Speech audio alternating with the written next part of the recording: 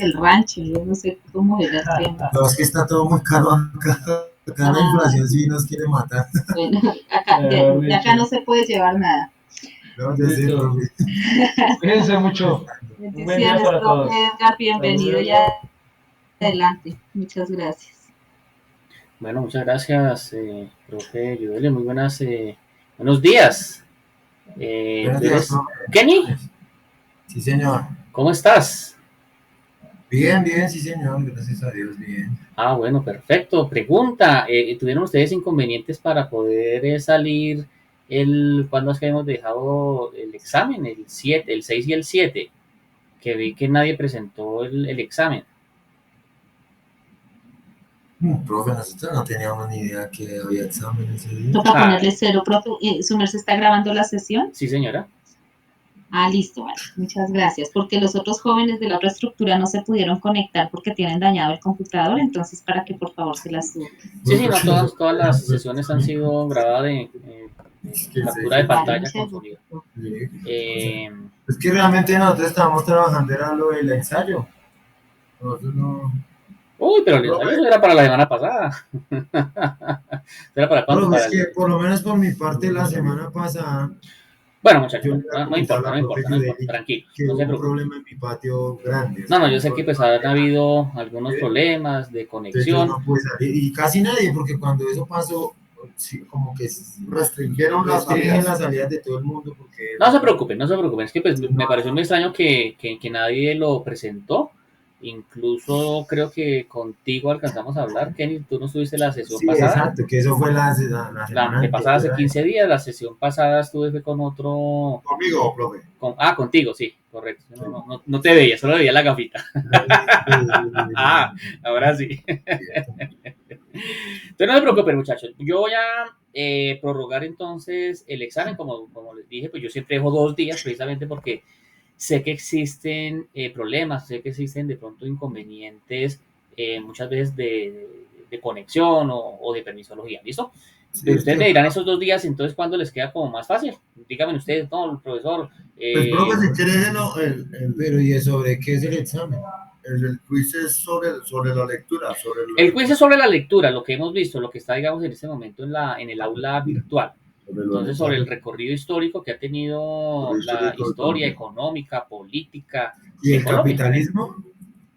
Porque el ensayo es sobre el capitalismo moderno, ¿no? Sí, correcto. No, es diferente. Digamos sobre esas lecturas. Hay creo que 3 lecturas que están en PDF. Sobre eso es que se saca el quiz. Okay. ¿Listo? Entonces, ustedes me dirán, hoy estamos a 9, si lo dejamos para, no sé qué tanta disponibilidad ustedes tienen para, no sé, la otra semana, lunes y martes, 13 y 14 o 14 y 15. No, es que mire, nosotros hay veces se nos dificulta más como, o sea, hacia el jueves y el viernes, esos 2 días a veces son perdidos. ¿Sí? Bueno, pues es que yo les había dejado el examen para el 6 y 7. 6 y 7. Miércoles.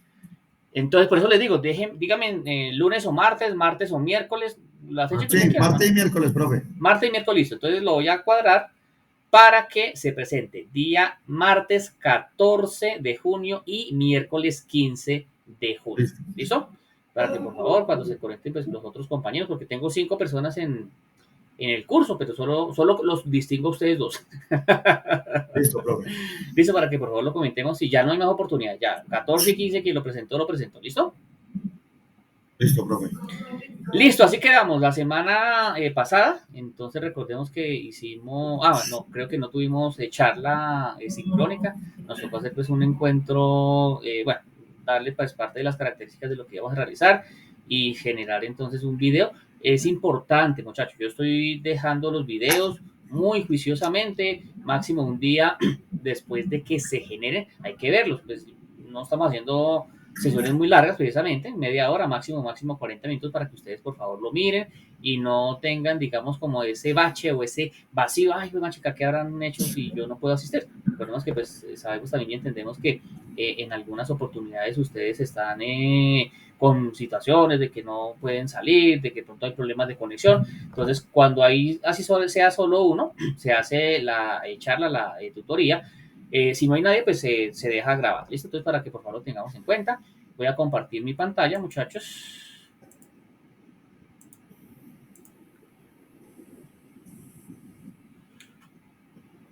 Perfecto. Y cuando ustedes ingresan a el aula virtual, acá dentro del foro de dudas, recordemos que en el foro de dudas que dejamos pues todas las grabaciones y todos los materiales, entonces acá pues ya subimos el material de apoyo, lo que vamos a ver en la charla, en la tutoría del día de hoy. Incluso, miren, la charla de la semana pasada, que pues fue simplemente pues la grabación de la clase, dejamos los dos formatos, miren, lo dejé en dos formatos por si es que de pronto no lo estaban pudiendo descargar. Grabación 26 de mayo, material de apoyo, grabación 19 de mayo, ¿cierto? Material de la primera. Entonces, todas estas sesiones pues están siendo grabadas y se dejan acá para que ustedes las puedan descargar, ¿cierto? No es algo en línea, no es para que ustedes vayan a un drive y nada de eso, sino simplemente pues ustedes entran y la pueden entonces descargar en sus equipos y la pueden entonces visualizar. ¿Listo, muchachos? Para que no haya ningún tipo de problema. Entonces, pues sí, veía que pues no se presentó el examen, no importa, entonces ahorita pues lo programo, hagámoslo ya en línea para que después no haya confusiones de una vez, activamos la edición. Entonces nos vamos aquí, esta era la actividad número 3, creo.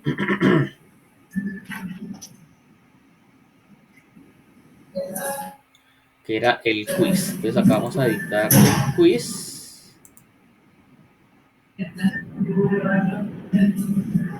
Recordemos que son 2 días, 14 y 15, pero dentro de esos 2 días, el quiz para presentarlo en media hora, no es que tengamos tiempo libre, no, 3 horas, 4 horas, no, es para presentarlo en 30 minutos, ¿listo?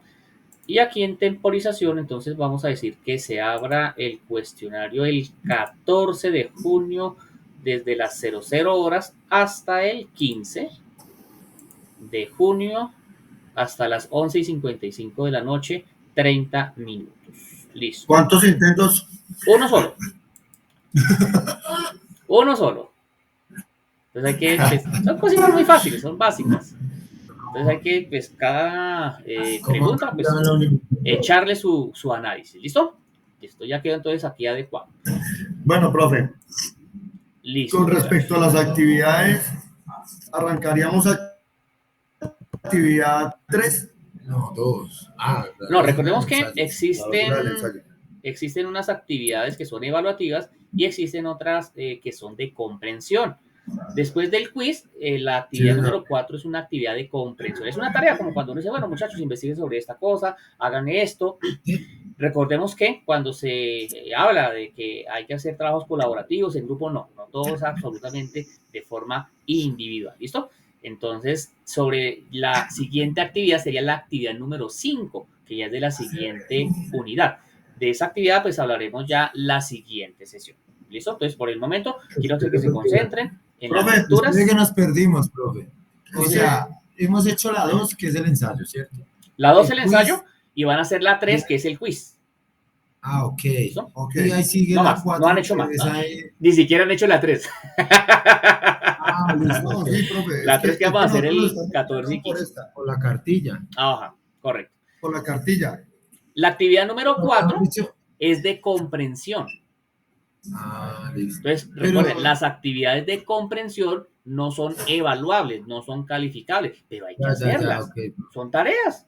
¿No? Como leer una tarea, investigue tal cosa, haga tal cosa, ¿cierto? Pues uno tiene que hacer la tarea porque eso pues nos va a servir en algún otro desarrollo del conocimiento, que es lo que queremos hacer. Acá pues la idea, ¿no? Y la situación es medirlos ustedes por nota, sino que aprendan. Pues, hemos tenido pues con los dos de forma individual pues charlas muy interesantes, siempre algo de eso se llama pues algo de cultura general, hemos profundizado un poquito pues cómo era ese inicio de la actividad económica en Colombia, la parte, digamos, que vimos la sesión anterior, de la parte de la evaluación y la situación a nivel financiera y la inflación, todas esas son cositas interesantes, son chéveres, porque uno tiene que saber de dónde, siempre, de dónde viene, cuáles son sus orígenes. Y pues todos los procesos y pues parte de la conclusión que hemos realizado es que pues Colombia tradicionalmente ha sido pues un país agrícola, ¿cierto?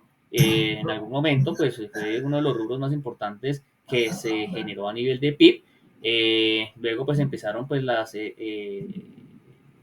situaciones de las industrias de extracción y obviamente pues el petróleo ahorita pues acapara parte de la situación de ingresos, no solo del gobierno, sino de toda Colombia. Entonces, eso es lo que hemos mirado, ¿no? Paso a paso, esa parte, digamos, histórica, que ustedes pues conocen algo, ¿cierto? Pues los referentes pues más importantes, más fuertes, hay otros que de pronto no se conocen, que es lo que pues tratamos de mirar y tratamos de evaluar.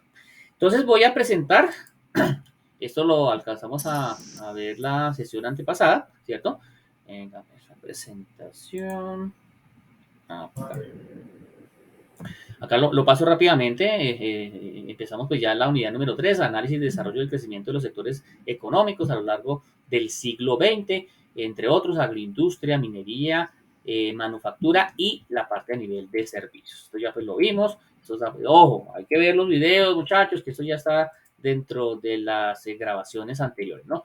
Estamos mirando las actividades económicas, sector agropecuario, el sector de servicios, el sector industrial, el sector de transporte, el sector de comercio, el sector financiero, el sector de la construcción, el sector minero y energético, que es el que hablamos que pues en los últimos años ha habido pues un boom. Recordemos que Colombia históricamente generaba una producción de barriles diarios entre 350 y 400.000 barriles diarios.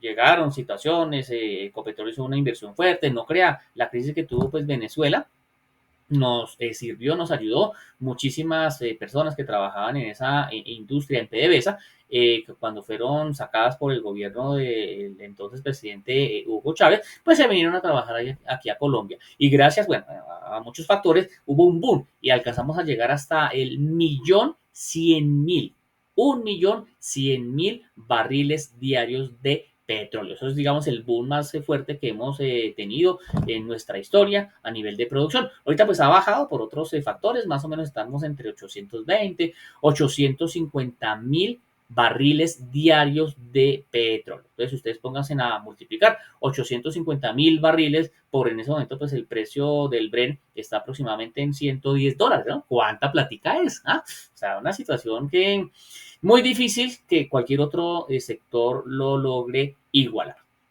Sector de las comunicaciones, que también pues viene en un auge. Recordemos que en este momento pues estamos en la cuarta revolución industrial. En algún momento creo que hemos hecho el contexto de las tres revoluciones anteriores. La primera revolución, la que se dio pues con la invención de la máquina de vapor. La segunda revolución industrial, que fue el hecho, digamos, de tres grandes desarrollos. El primero, pues, la creación de la electricidad y de la bombilla eléctrica por el señor Thomas Edison.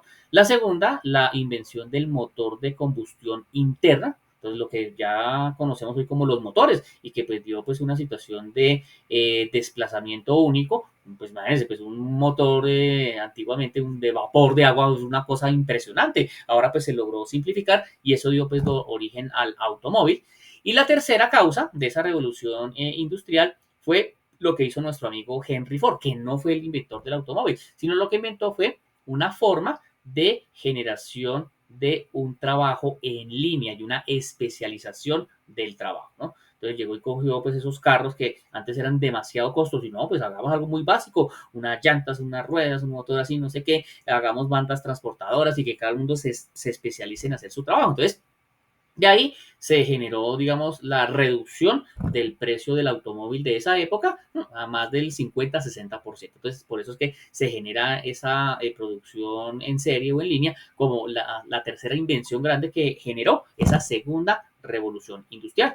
Tercera revolución industrial, recordemos, lo que es la magia del Internet, ¿no? Que pues, habían prototipos y la primera palabra que se logró transmitir de un computador a otro computador sin necesidad de ninguna conexión alámbrica fue por allá en 1969, ¿cierto? Y pues todos esos desarrollos a nivel de la Guerra Fría lograron y generaron pues obviamente un sistema operativo que se llama el ARCANET. Ese ARCANET pues era el Internet pero militar, que después, en finales de los años 80, a principios de los 90, fue que se empezó, digamos, a generar en la parte civil. Y ya pues el Internet que conocemos, que ha tenido, digamos, una secuencia de ayudas y pues ha generado pues el aumento, la productividad, la competitividad de muchas empresas. Gracias a ese Internet, pues esta situación a nivel de pandemia la logramos superar, a nivel educativo, a nivel laboral, a nivel, digamos, de otro tipo, digamos, de especializaciones, hasta los médicos. Recordemos esa parodia de esa caricatura que ustedes de pronto vieron, Los Supersónicos, ¿recuerdan? Y esa serie es de por allá de los años 60, y en los años 60 ya habían visualizado cierta situación de que la tecnología podía ayudar al ser humano. Entonces, que Cometín, vamos al médico, y había una videollamada, y entonces, a ver, abra la boca, ¡ah! Y cierto, y el médico con la lupa mirándole los dientes. Eso era una visión futurista. Exacto, entonces una visión futurista y acertada, una cosa, digamos, muy, o sea, muy de locos. En el año 60 eso era ciencia ficción, hoy día es una realidad, ¿no? Lo mismo, recordemos pues el libro del señor Julio Verne, que se escribió en 1860, de la Tierra a la Luna. Y que eso también una visión futurista en la cual decía que el hombre iba en algún momento a desplazarse hasta el satélite natural, hasta la Tierra, pero de la Tierra hasta la Luna. Y todo el mundo, no, pero este man está loco, no, que no sé qué, pura ciencia ficción. 100 años después, eso se escribió en 1860 y algo, 100 años después, en el año de 1969, pues el hombre va a la Luna, ¿no? El hombre, ¿no? Porque ya habían habido otras misiones donde se había llegado con equipos, la famosa perra laica, ¿no? Los rusos ya habían enviado unos satélites y ya habían enviado un ser vivo, ¿cierto? Que fue una perrita que llamaba Laika, pues digamos fue la primera exploradora, y nadie le da los créditos a la pobrita perra, ¿no? Pobrecita. Entonces, ¿sí o no? Laika, sí. Entonces, todo ese tipo de situaciones y ese desarrollo ya se había contemplado con el desarrollo del Arcanet, luego la aplicación, digamos, a nivel civil, que fue el Internet, y todas las maravillas que hemos realizado. Y en ese momento estamos en la cuarta revolución industrial, que ustedes lo han escuchado, que el presidente Duque pues, lo ha manifestado por todo lado, que no sé qué, que entonces la inteligencia artificial, que muchas veces nos da miedo. Ay, no, nos va a pasar lo de Terminator, entonces las máquinas van a tener el control, ¿cierto? Y como otras serie de películas en las cuales la máquina como tal doblega al ser humano. Había otra película que se llamaba, creo, Yo Robot, con Will Smith, ¿cierto? Que en algún momento que el sistema de proceso Vicky, ¿cierto? Entonces tomó el poder y no, a todo eso le da uno miedo, ¿no? Esa inteligencia artificial, pero bueno, eso está ahí y hay que utilizarla. Y Colombia, pues no es que le dé miedo utilizarla, sino que todavía no han las empresas, muchas, hay algunas que sí, pero la mayoría no, han utilizado, digamos, esas ventajas, esos beneficios para poder entonces utilizar ese tipo de tecnología para generar pues muchos procesos. Por ejemplo, cuando uno utiliza el famoso Waze, ¿cierto? El de tráfico. Yo estoy acá en este momento en X parte, estoy en Kennedy, estoy en el centro, lo que sea, me voy a desplazar a tal parte. Eso es una inteligencia artificial que llega y mira de acuerdo con ciertos reportes, con ciertas situaciones, y dice, no, listo, la vía más rápida, pero usted de ir de este punto A a este punto B es esta. Y le traza y le dice exactamente a la hora que usted llega, y usted llega y lo sigue esa trayectoria, y fue más chica, y llega a la hora que es, ¿ah? Máximo un minuto antes o después, pero, o sea, una situación que dice, wow, ¿cómo lo hacen? Entonces, inteligencia artificial, todo lo que tiene que ver con la parte de automatización, con la parte de robótica, lo que ustedes han escuchado del famoso Internet de las cosas. Entonces ya le puede uno colocar una tarjeta chip, una SIM card prácticamente, ya sea a la nevera, cualquier otro equipo o electrodoméstico, y la nevera, ya sabe, ¿cierto? Con ciertos índices y con ciertas indicaciones, cuando le falta mercado, cuando falta leche, cuando falta las uvas, cuando falta X o Y situación. Y la misma inteligencia, ¿cierto? Por eso se llama Internet de las cosas, la misma nevera, pues, no, me falta esto, entonces, pues ahí tiene programado, obviamente, pues con un número de tarjeta, y tiene programado un número, y llama entonces a Carulla, y hace pues entonces un pedido por Internet, y lo paga, y fue más chica, ¿ah?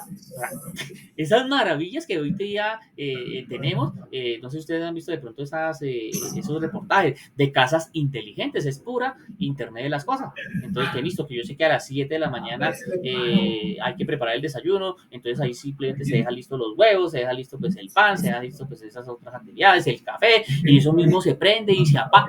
¿Ah? O sea, uno se levanta ya a comer. Entonces, ese tipo de situaciones existen en esa cuarta revolución industrial. Tecnologías como la Big Data, tecnologías como el Business Intelligence, ¿cierto? Todo eso hace parte de la cuarta revolución industrial. Entonces, la parte a nivel de comunicaciones, pues hoy día pues está demasiado desarrollada. Relación del PIB de Colombia, ¿cierto? Per cápita y el de Estados Unidos. Miremos un histórico. ¿Qué es el PIB per cápita? Creo que lo habíamos mencionado en alguna charla pasada, pero sin embargo, pues lo volvemos a definir. El PIB per cápita es un país, ustedes han escuchado que el PIB de Colombia, el PIB de Estados Unidos, el PIB de X o Y situación, es la economía, el tamaño de su economía dividido en el número de habitantes. Entonces, por ejemplo, el caso de Colombia. Colombia alcanza más o menos los 326 mil millones de dólares en su PIB. Se divide entre la población entre 50 millones y eso le da la correspondencia o la parte teórica de cuánto dinero le correspondería de esa riqueza de Colombia a cada habitante. ¿Cierto? Entonces, si uno hace una comparación del PIB per cápita de Colombia versus los Estados Unidos, pues, wow, pues Estados Unidos pues, nos lleva una morena, ¿cierto? Nos lleva, digamos, como tal vez una situación un poquito pues, más dura, más fuerte, pero a principios del siglo XX, ¿cierto? El año 1900, Colombia empezó a generar unos mayores incrementos que los mismos Estados Unidos. El problema es que no los mantuvimos. El problema es que pues no seguimos en esta situación pues a nivel constante de generación de Producto Interno Bruto, que es lo que quiere pues el gobierno, generar más riqueza. Si se genera más riqueza, pues hay digamos una situación de mejoras a nivel económico, social, absolutamente de todo para la población. Miremos estas gráficas que son también pues muy dicientes. Pobreza y desigualdad en Latinoamérica. Hace más de 100 años uno veía pues por qué Argentina es el argentino, yo soy argentino, ¿cierto?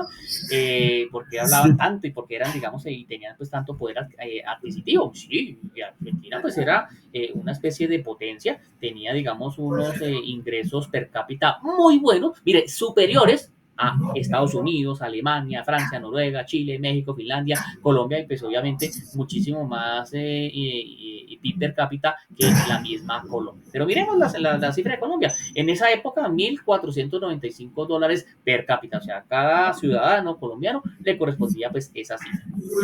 Si lo miramos por allá, la década de los 60, uno veía que todavía Argentina tenía una supremacía y Argentina pues estaba muy bien parado, muy bien balanceado, tenía digamos un PIB per cápita promedio de 4.481 para esa época, muy por encima de Chile, de México, de Hong Kong, de Perú, del mismo Brasil. Mire que Colombia, acá pues lo podemos señalar, estaba muy cerca del PIB per cápita de Brasil. Y nosotros como colombianos, mira, nuestro PIB per cápita era superior al de economías como Singapur, como Malasia, como Tailandia, como Corea y como la misma. ¿Qué es lo que es el per cápita? ¿Que cada individuo qué? El PIB per cápita como tal es la división de la riqueza, ¿cierto? De la riqueza de un país entre el número de habitantes. O sea, que a cada uno nos correspondería eso. Exacto, por eso digo en teoría, no es que a uno le den pues esta plata, no, pero en teoría, de acuerdo con la riqueza que se genera, pues a uno le toca pues una porción. Entonces ahí donde se habla muchas veces, y en política ustedes lo han escuchado, la famosa desigualdad, que los ricos son más ricos, que los pobres son más pobres, porque obviamente si uno lo mira a nivel mundial, y le doy una estadística que lo sacó el Banco Mundial, el 1%, y eso es una cosa súper requete contra exagerada, el 1% de la población controla el 55% de la riqueza en el mundo. ¿Ah? Eso es una cosa extrema, pero uno lo va a ver y tiene razón. Aquí en Colombia, por ejemplo, en nuestro caso, digamos que pues el finado Ardila Lule pues sería la única persona que no cuenta en ese momento, pero acá en Colombia solo habían 3 millonarios, o sea, que se pueden decir que eran millonarios que tenían plata, mejor dicho. Hay muchos ricos, sí, hay muchos ricos, no es que, pero rico, pobre, pero solo aquí en Colombia habían 3 millonarios. El señor Ardila Lule, el señor Luis Carlos Sarmiento Angulo y el señor, se me olvidó el nombre, Santo Domingo. el señor Santo Domingo. Entonces cada uno pues con sus empresas y cada uno pues obviamente con sus dominios, y no es que tenían una empresa, el señor Ardila López no es que solo tuviera Postobón o no tuviera solo el canal RCN, sino que tenía, no sé, como unas 100 empresas ahí, era un pulpo, ¿no? Que generaba pues algunas estrategias. No, lo que pasa es que si yo estoy produciendo gaseosa, yo necesito pues prever que pues mis proveedores principales son el azúcar. Entonces, ¿qué hizo el señor Ardila Luna? No, pues compremos varias azucareras, compraron pues los ingenios de Río Paila, de Manuelita, como 3 o 4 más. Entonces en Colombia solo habían 3 millonarios, y así pasa en la mayoría de los países del planeta. Solo 3 o 4 personas con sus grandes emporios, con sus grandes dominios, son que se pueden considerar millonarios. Entonces, el 55% de la riqueza en el planeta lo tiene el 1% de la población. El 99% restante pues tienen el 45%, pero wow, o sea, una situación de desigualdad. Señor. Ahí nos queda nuestro per cápita.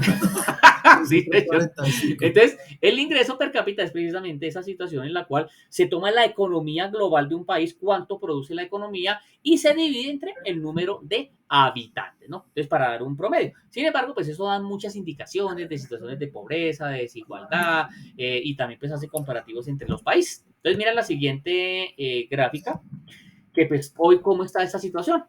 Uno de los países, ya miramos esto un poquito pues más actualizado, pero uno de los países que tiene mayor ingreso per cápita se llama Noruega, ¿cierto?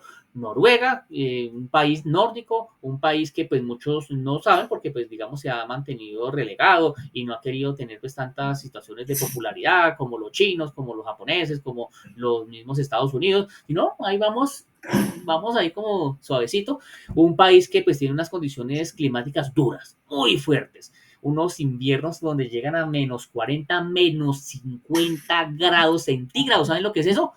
Pues, pucha, si un congelador acá en Colombia, una nevera refrigera de 2 a 8 grados. Un congelador está entre los menos 10 y menos 15 grados. Imagínense, un congelador. Imagínense estar a menos 40 grados centígrados. ¿Ah? Es una cosa bárbara, dura, fuerte. Y en verano pasa lo contrario. En verano llegan a 40, 50, a 55 grados centígrados, que es la temperatura del desierto. O sea, y cada 6 meses pues tienen esos contactos. O sea, es una vida muy dura, muy fuerte. La gente la acostumbra. Entonces, Noruega es un país que tiene menor población que incluso que Bogotá. O sea, Noruega no llega a 7 millones de habitantes. Pero, digamos, la situación tan importante, tan buena de Noruega es que tiene en este momento una situación de yacimientos de petróleo tan dura, tan fuerte, que pues están produciendo cerca de 3.500.000 barriles diarios de petróleo. O sea, por esa plática, muchísimo más que Venezuela, muchísimo más que otros países árabes, o sea, una cosa impresionante. Con esa población, entonces por eso es que tienen muy poca población y muchísimo ingreso per cápita. Entonces, pues hay unas condiciones de vida pues muy favorables, ¿no? Le sigue Japón, Estados Unidos. Mire esos países en los cuales Colombia tenía en algún momento un mayor índice per cápita, ¿no? Hong Kong, Finlandia, Singapur, ¿ah?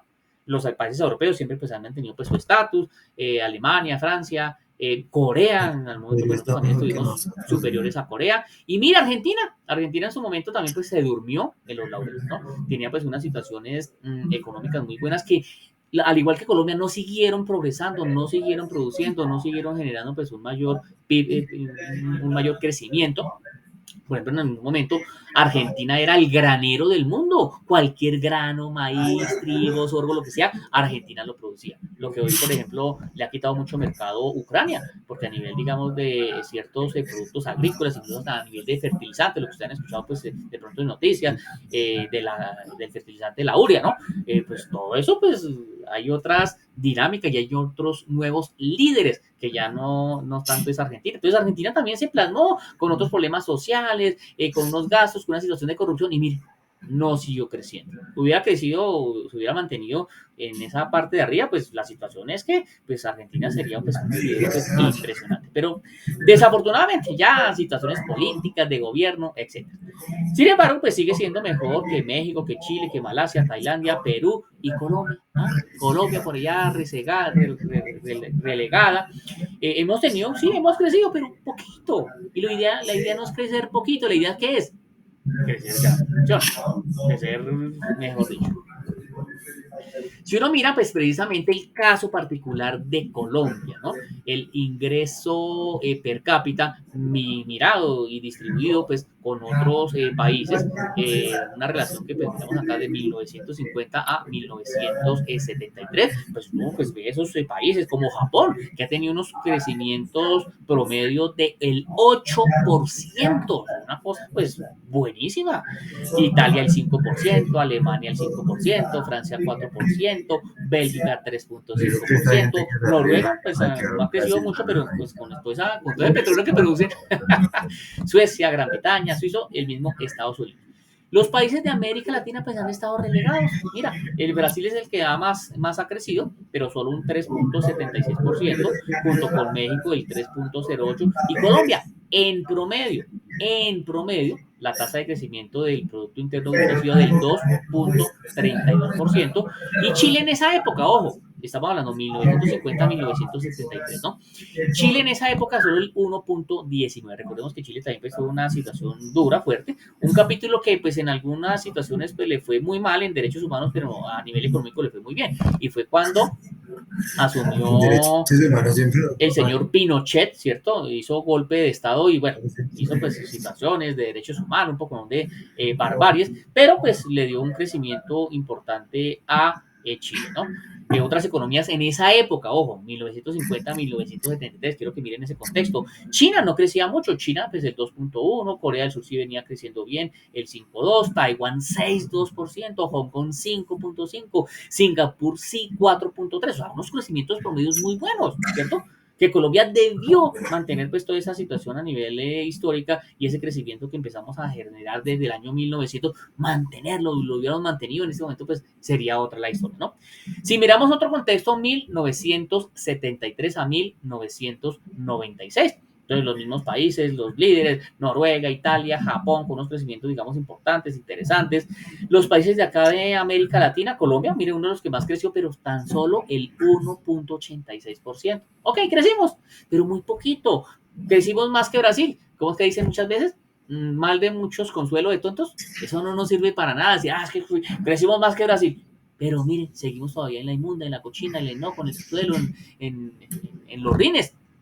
Mientras que las economías asiáticas, aquí pues lo podemos evidenciar, China tuvo un crecimiento promedio del 5.4%, Corea del Sur 6.8%, Taiwán 6.1%, Singapur 6.1%, Hong Kong 5.1%. Señor, cuéntame. Pero es que, digamos, por ejemplo, digamos, ese crecimiento como tal, va regido también con respecto a la economía que maneje, o sea, cada país, ¿no? Digamos como al fuerte, ¿cierto?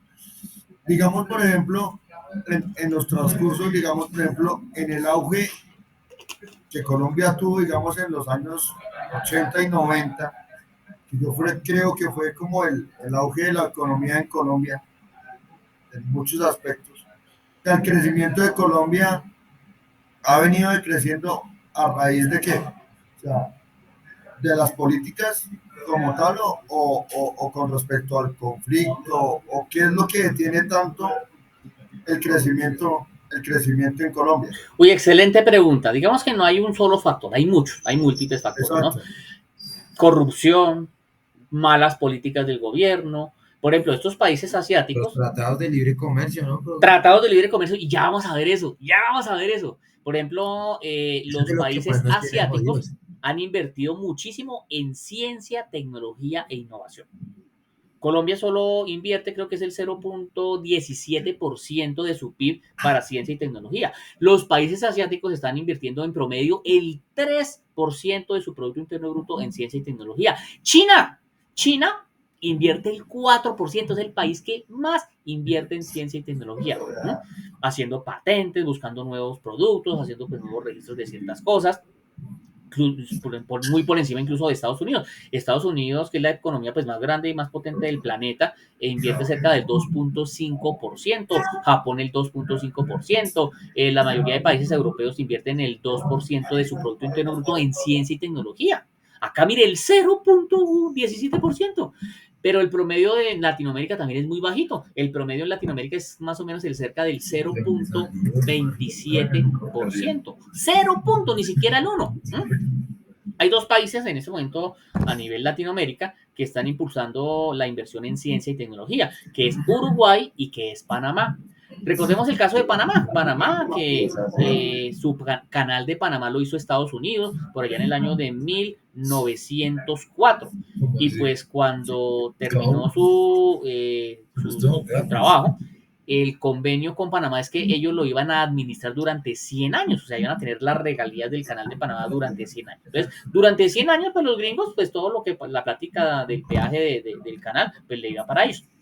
En el 2004, obviamente, pues se venció ese término y a partir del 2004 Panamá asumió la responsabilidad y obviamente pues, la parte a nivel de ingresos del canal. A partir del 2004, Panamá empieza a generar una situación de inversión muy buena en ciencia, tecnología e innovación. Están aportando cerca del 2%. Y uno ve a Panamá el auge que ha tenido, el impulso tan impresionante que ha tenido durante los últimos años. Lo mismo que Uruguay. Uruguay antes uno decía, no, pues es un país de pastores, porque todavía vivían mucho de la carne de cabra y ciertos productos agrícolas, pero últimamente en los últimos años han hecho una inversión fuerte, muy fuerte a nivel de todo lo que tiene que ver con ciencia y tecnología. Entonces ya se pueden ver cómo las universidades han crecido y cómo han tenido, digamos, mayores desarrollo. Eso también se mide mucho con el número de estudiantes de pregrado, con el número de estudiantes de maestría, con el número de estudiantes de doctorado y postdoctorado, que pues Panamá y Uruguay han tenido unas cifras de crecimiento muy buenas. Colombia, pues sí ha crecido, pero estancado, ¿no? Entonces, eso es una de las explicaciones, ¿no? Pero ya vamos a seguir viendo, digamos, más características importantes de esa situación histórica y por qué estamos como estamos. Entonces, es una serie de muchos factores. También muchas veces coyunturas, situaciones a nivel de economía mundial. Si, por ejemplo, Colombia depende mucho del petróleo. En algunos momentos el precio promedio del petróleo ha estado tan por debajo que el promedio de ventas es de $10, $12, que a duras penas logra recuperar la inversión que hace Ecopetrol. Entonces, imagínense, un petróleo de 12, 15 dólares. Históricamente, el precio del barril del dólar ha estado en 18, 20 dólares. Entonces, por eso le digo, en este momento hay un superávit. $110 vale un barril de petróleo Brent. Entonces, casi $100 más de lo que se había presupuestado. Entonces, son situaciones que esos ingresos generan, pues obviamente, una calidad o tratan pues, de generar pues, otra situación a nivel de inversión, de obras, de infraestructura hacia la población. Acá tenemos que mirar algo también importante y pues todo lo que es el surgimiento de las famosas MIPYMES. Las MIPYMES, que son las micro, pequeñas y medianas empresas, representan el 94% del tejido empresarial del país. De 100 empresas, 94 son micro, pequeñas y medianas. O sea, el 6% son grandes empresas. Esas micro generan el 75% del empleo en Colombia, aproximadamente, cifras 2021, 17 millones. Y esas son las empresas que menos se le dan garantías acá en Colombia, ¿cierto? Es Sí, más, señor. ahorita en la pandemia, las que más llevaron del punto fueran las pequeñas y medianas empresas. Claro, porque cuando estamos hablando de micro, son micronegocios, son pequeñas empresas con 10, 15, promedio 20 empleados. Que Somos los que movemos el país. Sí. Exacto, y lo estamos viendo con cifras. ¿Ah? El Exacto. 51%, o sea, la mitad más uno, son microempresas, micronegocios. O sea, una cosa que el gobierno debería tenerle pues más atención. Entonces, acá estamos, como digo, mirando estadísticas, que uno con estadísticas entiende muchas cosas. Esas MIPYMES aportan el 40% del Producto Interno Bruto, pero mira, esta cifra sí es escandalosa. De ese 94% de empresas únicamente generan el 9.8% de las exportaciones en Colombia. Entonces, Casi allí nada sale nos para el falta otro lado. visión empresarial. El gobierno pues tiene algunos programas, por ejemplo, ProExport, ¿cierto? Por ejemplo, Impulsa, que ayudan y cogen a la empresa de la mano y le dicen, bueno, para usted exportar tiene que hacer esto, tiene que ir a hacer esto, no sé, y lo llevan de la mano, hacen, ustedes han escuchado las famosas ruedas de negocios o macro ruedas cuando pues hay invitados internacionales, pero todavía las MIPIMES no se sienten tan fuertes, todavía nos falta pues un grado de competitividad, algunas situaciones internas, algunas situaciones externas, eso creo que lo veíamos también en una charla anterior.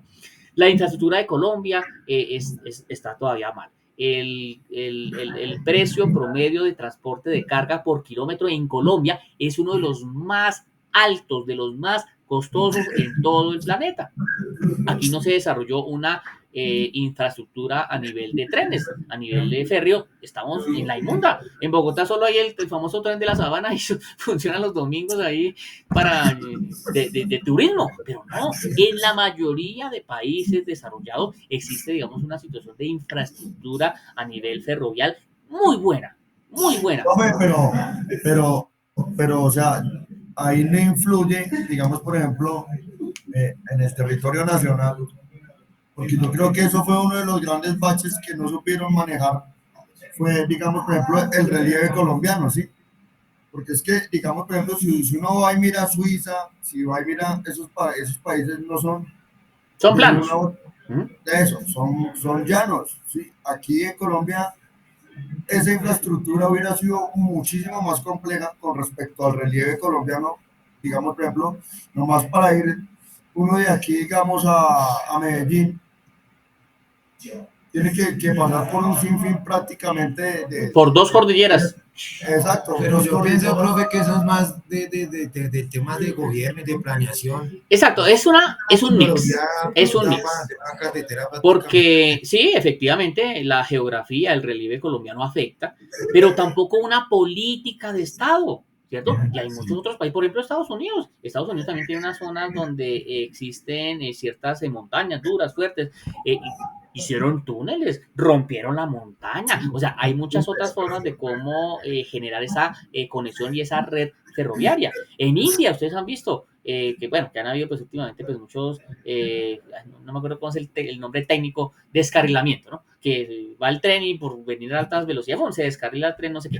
Pero sí existe la forma, independientemente de que sea loma, que sea subida, lo que sea, de cómo generar esa infraestructura. Entonces, por eso le digo, es una combinación de muchas cosas, una combinación de situaciones de malas políticas, de corrupción, situaciones económicas externas, un mal desarrollo, pero eso hace que nuestras empresas, nuestras microempresas sean poco productivas y poco competitivas. Porque si usted tiene un producto, ¿cierto? Aquí en Bogotá que usted lo produce, usted tiene que sacarlo obligatoriamente al mar. Y para sacar un producto, ya sea para Barranquilla, ya sea para Buenaventura, que son los dos grandes puertos, ¿cuánto se va en platica? ¿Cuánto se va en transporte? No solo el mismo transporte de carga que tiene que hacerse, pues obviamente en camiones, sino también pues en la parte de peajes, desplazamientos, inseguridades, las malas vías que existen aquí en Colombia, que muchas todavía son de una vía, ¿cierto? Entonces, muchas veces, como la antigua vía al llano, entonces hay dos camiones, le toca a uno frenar para que pase este y ahí sí pasar. Entonces, imagínense, cuánta plática se pierde en eso. Entonces, todo ese tipo de situaciones, pues, desafortunadamente, pues, no nos ha colaborado y de ahí que las empresas grandes, o sea, ese 6% que mencionamos, hacen el 90.2% de las exportaciones en Colombia.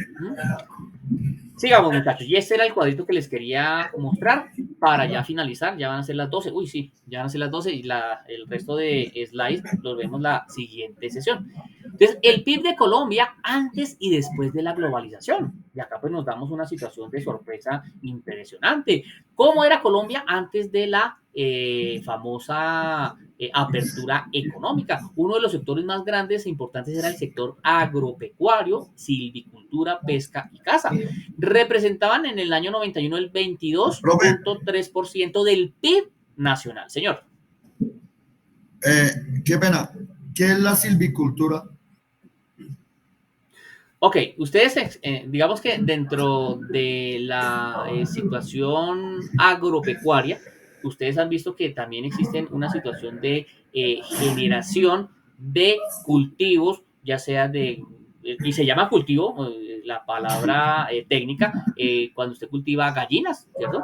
Entonces, cuando usted genera, digamos, esta situación a nivel de producción en serie, ya sea de gallina, de huevo, Sí, ese tipo, digamos, lombrices. exacto. Entonces, agro sí es de tierra. Silvicultura Sí. ese es un cultivo, cuando usted La producción en masa. una producción en masa de algún tipo ya sea de Sí. alimento, pero porque Ok. cuando usted produce gallinas, Listo. usted lo que está produciendo es eso. Usted para el engorde, pollos de 3 meses que ya están listos y son unos pollos Sí, así sí. todos papeados, ¿no? La pesca, pues la pesca, pescados básicamente, y la caza, aunque la caza pues últimamente pues obviamente ha ido en picada pues por situaciones de protección de animales, pero sin embargo todavía pues O existe sea, ese tipo de... en prácticamente en 16 años tuvo una caída del 16%. Exacto. Entonces, en el año 2017, esto cayó al 6.3%. Es lo que nos dice, destrozó la apertura económica ese sector a nivel de agricultura, porque lo afectó mucho, porque llegaron muchos productos que eran más económicos. Y pues sí, de todas maneras, pues digamos que en teoría el beneficiado es el consumidor final. Porque si aquí es tan costoso producir algo, pues es más fácil importarlo, que es, digamos, la Claro. situación y la guerra que existe en este momento con ciertos productos, por ejemplo, el arroz. Una de las grandes empresas que ustedes conocen, Arroz Roa, ¿cierto? Que tenía grandes sembraderos por el lado de Espinal, por el lado del Tolima, toda esa situación. Para ellos empezaron a cerrar digamos, esas plantas y es más factible, más viable para ellos importar arroz de China y de otros países que producirlo. Entonces, hace poquito, creo Claro. que fue el mes pasado, hubo una noticia muy fuerte que Arroz Diana despidió cerca de 500 empleados directos. ¿Ah? Imagínense. Eso es lo que nos tiene mal, profe. Así estamos con Claro, el maíz, con la papa, claro. con los Pero hay que fertilizantes. mirarlo desde muchas ópticas. Y la situación es que el proceso de producción agropecuario sigue siendo muy costoso en Colombia. Obvio. Aquí no hacemos ni los insecticidas, ni los mismos fertilizantes, ni los herbicidas, nada de eso. Todo eso lo tenemos que importar y cada vez los importamos de una forma más costosa. Muchísimos países que son en ese momento muy competitivos a nivel mundial producen ese tipo de situaciones. Los Lo que pasa, insecticidas. profe, es que eso fue bueno mientras el dólar estuvo barato. Porque es que Sí, eso se no. paga en Ayuda, dólares. pero uno no puede, precisamente, uno no puede atenerse a esas fluctuaciones del dólar. Les doy un ejemplo, muchachos. En ese momento, uno de los mayores productores de papa en el planeta es Canadá. ¿Lo sabían? Eso no se conoce, porque Canadá tiene, digamos, como tal la agricultura tecnificada. Entonces, acá uno ve en Colombia, ay, tan bonitos los campesinos, con el asadoncito, ¿cierto? Y enterrando la papita para cultivarla, no sé qué, y para sacarla lo mismo. Y usted ve, digamos, en un filo de una montaña, no sé, 40, 50, 60 personas trabajando.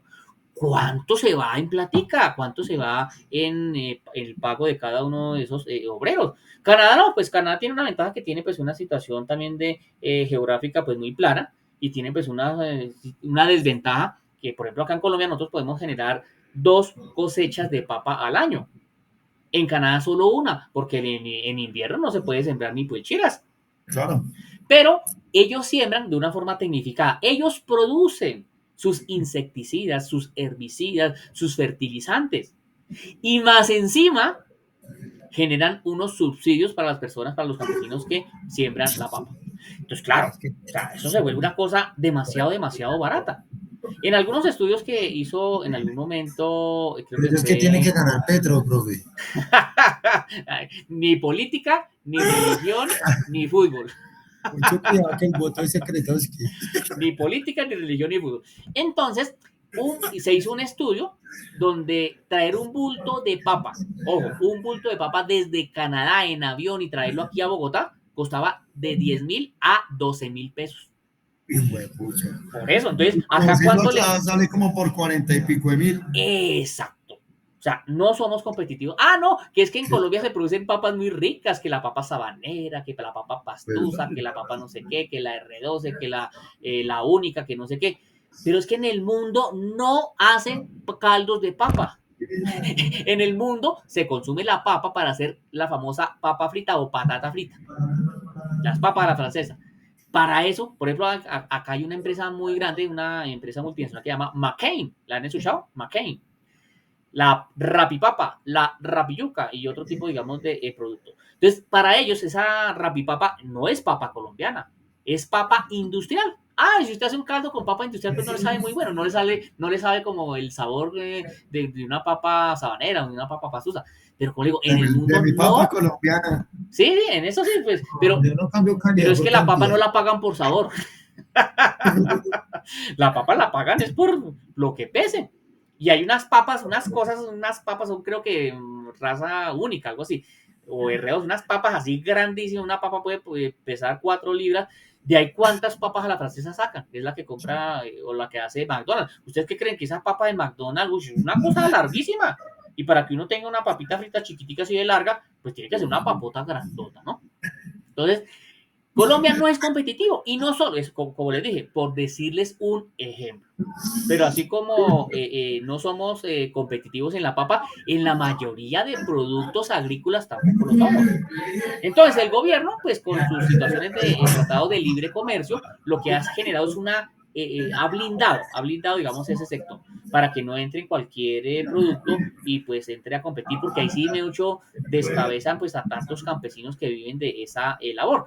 Pero no somos competitivos, o sea, nosotros no podemos sacar un bulto de arroz al mercado porque es una cifra, mejor dicho, demasiado costosa. Un bulto de papa mira cómo estuvo el mes pasado. Un bulto estaba entre 120 y 150 mil pesos. Es una cosa absurda. En Canadá, por eso le digo, era más factible, más económico traer un bulto importado de Canadá. Pero eso el gobierno no lo permite tan abiertamente porque afectaría mucho el campesinado, ¿no? Entonces, entre otras cosas, y todo eso es lo que pues sucede. Bueno, rápidamente miremos otro de los sectores también perjudicados, el de la industria manufacturera, que aquí es donde se encuentran la mayoría de nuestras pymes. Miren, de un 21.10% que representaba el PIB en el 91, pasó a un 10.9% en el 2017, ¿no? ¿Qué ha sucedido? Y acá pues lo repunto, pues cifras oficiales del año 2021, situación de pandemia, pues sí, ganó un poquito el sector agropecuario y también se recuperó un poquito el sector a nivel de industria manufacturera, pero fueron sectores muy golpeados versus algunos sectores que fueron muy beneficiados como el sector financiero. Recordemos que después de la crisis del año 99, donde hubieron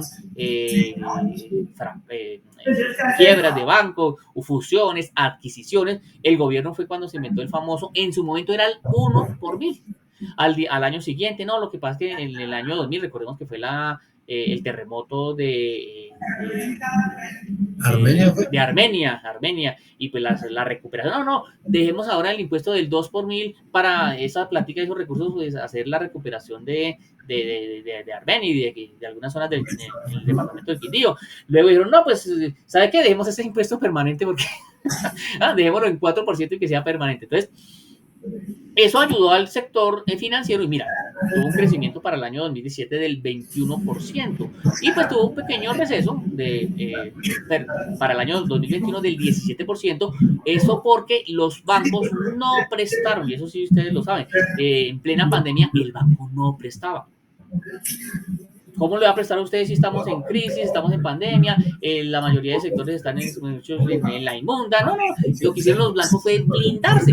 Y pese a que estos a nivel de crecimiento y de participación en el PIB, pues, si ustedes ven las utilidades que tuvo el sector financiero para el año 2021, fueron como de 12, 15 billones de pesos, unas utilidades que no mermaron pese a que hubo una disminución en la de préstamo.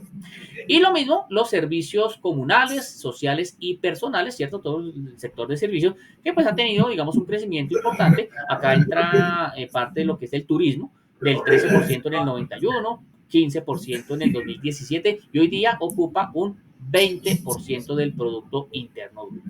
Entonces, muchachos, esta presentación ya está colgada en el aula para que por favor la miren. Hay varias cositas que vamos a ver, pero ya la próxima semana. Entonces, pues con esto, muchachos, era pues la tutoría que queríamos generar el día de hoy. No sé si hay algunas preguntas, dudas. Entonces ya cambiamos el examen, recuerde, para el 14 y 15, son 2 días. Teacher, yo tengo una duda, o sea, las 3 lecturas que usted dice, ¿cuáles son puntuales, porfa? Bueno, pues O sea, ahí las de preguntamos, recordemos que preguntamos todo lo que hemos visto en clase y pues lo de todo la lo que es historia, el andamiaje. Entonces, mire, ya lo miramos acá en línea. Entonces, esta es la página, muchachos, ¿cierto? ajá, Esta es la unidad número 1. Acá hay unas lecturas que eran pues temas de la unidad número 1. Hay que leerlas de todas maneras, ¿cierto? Y de la unidad ok. número 2, estas son las 3 lecturas. Como digo, están en PDF. El desarrollo industrial y empresarial de Cali, el largo tránsito Ok. hacia la Listo, modernidad, profe. 1830-1828, un siglo crítico en el Sí, esfuerzo de español. ¿Listo? Listo, profe. Pero hay que leer todo porque pues, Actividad. ahí sale una que otra Sí, obvio, preguntita de profe. acá. Sí. ¿Listo? Listo, muchachos. No sé qué otra pregunta tengan. No, todo bien, profe, bien. Excelente, gracias. Listo, muchachos. Entonces ya saben, cuando no se puedan No, profe. conectar, traten de ver el video de reflexión de la clase, la grabación de la clase, porque mira, ahí salen cositas que de pronto es importante ustedes tenerlas en cuenta. Entonces, muchachos, profesora Yudeli, con eso pues damos por finalizada la tutoría del día de hoy. Profe, muchísimas gracias, muy amable. Con el mayor de los gustos, muchachos, que estén muy bien. Don César, una pregunta. Señora, ¿Usted ha podido hablar con Camilo Lemus? no señora. Es que él no se ha presentado a ninguna clase. Me preocupa porque pues en ese orden de ideas se estaría perdiendo y a él le están apoyando desde la pastoral, entonces para informar a la pastoral y pues que soliciten la devolución del dinero si es que él no va a seguir estudiando. No sé si estarán en los tiempos, pero pues igual. Profe, pues la verdad es que yo he ido ya varias veces al patio 3, porque él está en el patio, bueno, en el patio 7, que es el nuevo patio, y yo lo llamo, profe, pero es que allá es un complico para que le llamen a uno a alguien, ¿sí? Yo ya he ido varias veces y él no sale, o sea, no sé si es que está ahí, lo cambiaron, no sé, profe, porque es que no sale. Pues yo no sé, profe, pero yo pienso una cosa que el que quiere bien, eso que uno, que, ay, no, mejor dicho, no lo dejaron salir nunca, eso es mentira, ¿no? Listo, voy a hablar entonces con Magdalena en ese caso Yo creería, profe. Que mejor que ella misma venga. porque me preocupa un poquito porque de todas maneras pues están recibiendo el apoyo de otras instituciones y pues sería interesante que aprovecharan por un lado y pues si no están interesados en ese apoyo pues que ojalá puedan apoyar a quienes de verdad estén interesados. Es que también, profe, que el que se cambie de estructura a veces es fuerte. Porque por eso Sí, ese otro pelado Sánchez, que no recuerdo el nombre, por eso él nunca más, porque y él me dijo a mí, no es que a mí me dejó loco fue cuando me trasladaron, porque yo aquí no sabía dónde nace. Igual él me había dicho, yo le hablé a él, profe, ¿se acuerda que